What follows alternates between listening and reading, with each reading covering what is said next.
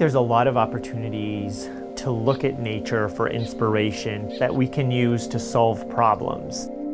There's been tens or hundreds of millions of years of research and development happening all around us. In essence, it's almost like we have this encyclopedia of solutions around us where new chapters are constantly being written.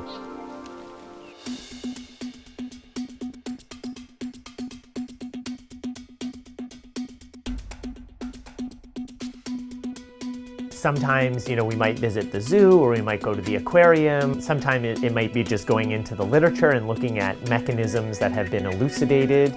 Sometimes it's even going to Google Images and just looking through pages of different creatures and looking for insights.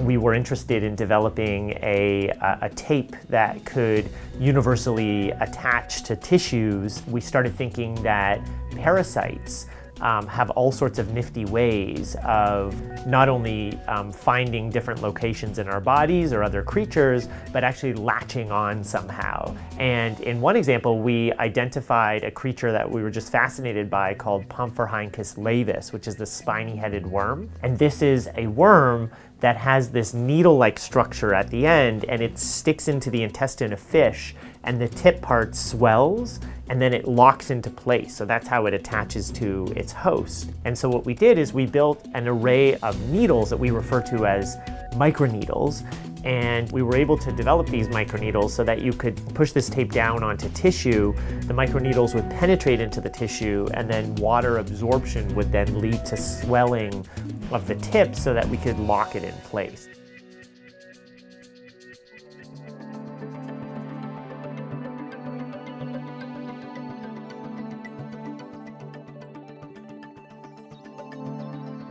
Getting a material that's not a suture or a staple or something kind of physical, mechanical like that to adhere inside a beating heart is very complicated. We asked a simple question, which is what creatures exist within wet dynamic environments in nature?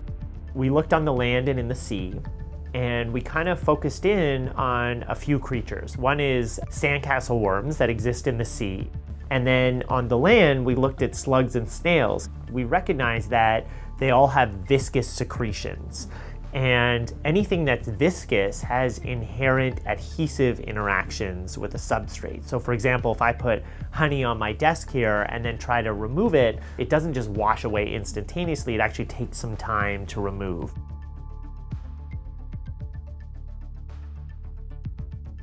Looking to nature for inspiration gets us out of the typical mindset that we kind of succumb to by being in the same environment every day, and it really just keeps things fun and exciting.